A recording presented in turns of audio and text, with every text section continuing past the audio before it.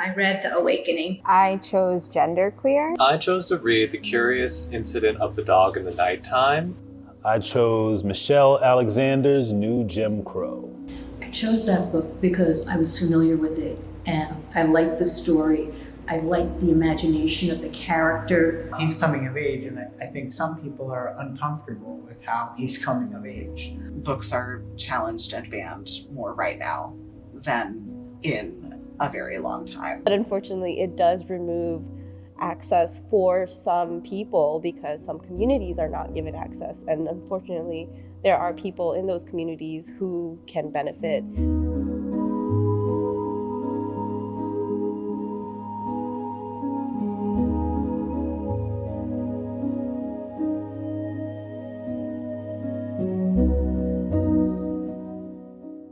Jarvis Cotton cannot vote.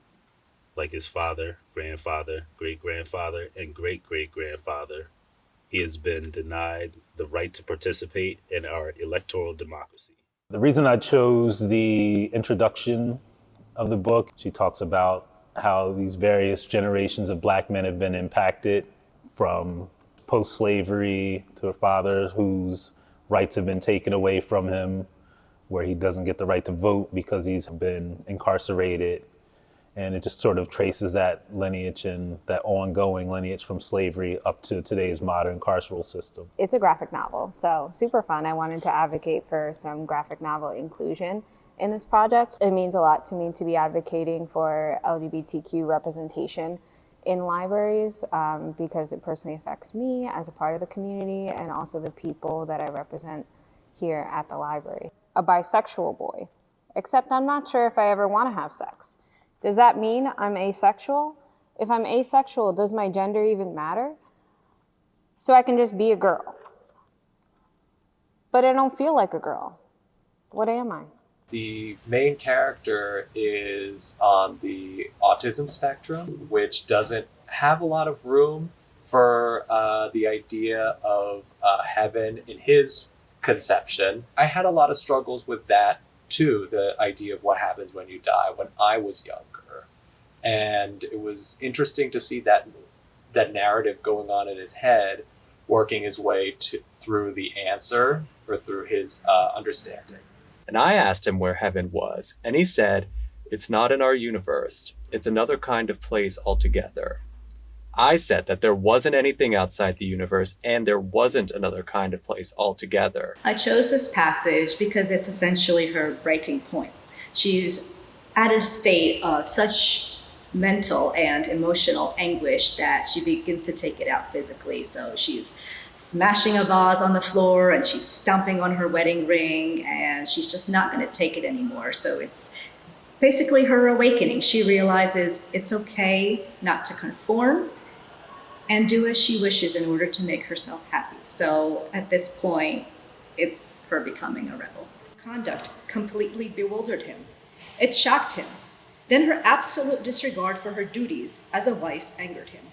When Mr. Pontellier became rude, Edna grew insolent. She had resolved never to take another step backward. Banned Books Week is something that the American Library Association started doing in 1982 as a response to a spike in book bannings that was happening at that time.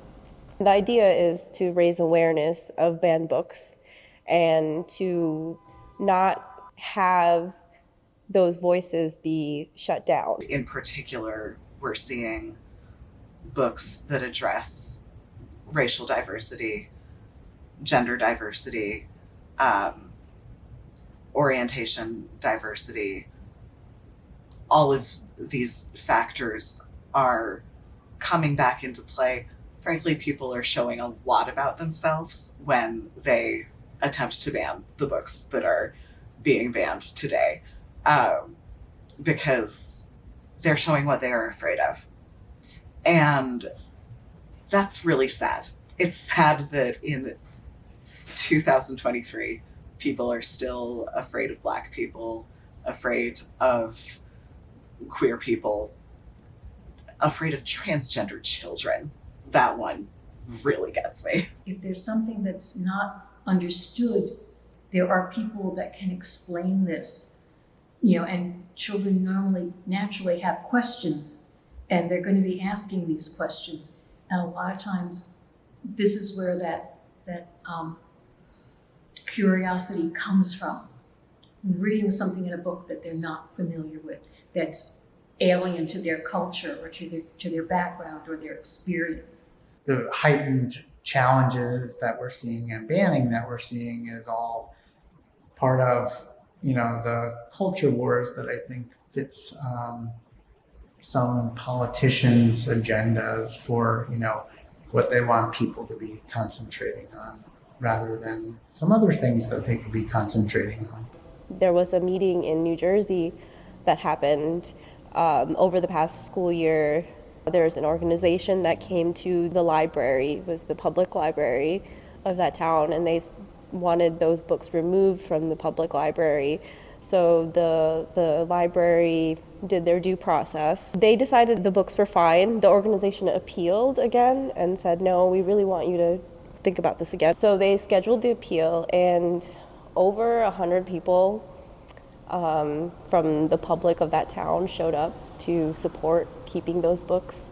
There were several parents who pointed out that they had teenagers who committed suicide because they didn't feel seen. The fact that you would take that bridge away from people is wrong. So I'm very glad that the American Library Association does have Banned Books Week and that they provide support for libraries to participate. It allows us to build on a movement that's happening nationally, and it allows us to stand together and build off of each other's work. I think one of the reasons why the author felt inclined to write this memoir is because it's hard to go through that alone and be asking those questions. And if this can help anybody else in finding validation through reading someone else's story that maybe have gone through similar things as you have, it's worth being on a shelf. I think it's just important to advocate for free expression, whether it's comfortable, whether it's whether it's uncomfortable. I hope that in highlighting this book, that is one of many across the country that is being attacked for various reasons, I might be able to keep that book from falling away from somebody who may really want to read it. It really should make the people who are bringing these challenges, it should make them look silly. It should make them look just ridiculous, because that's what they are.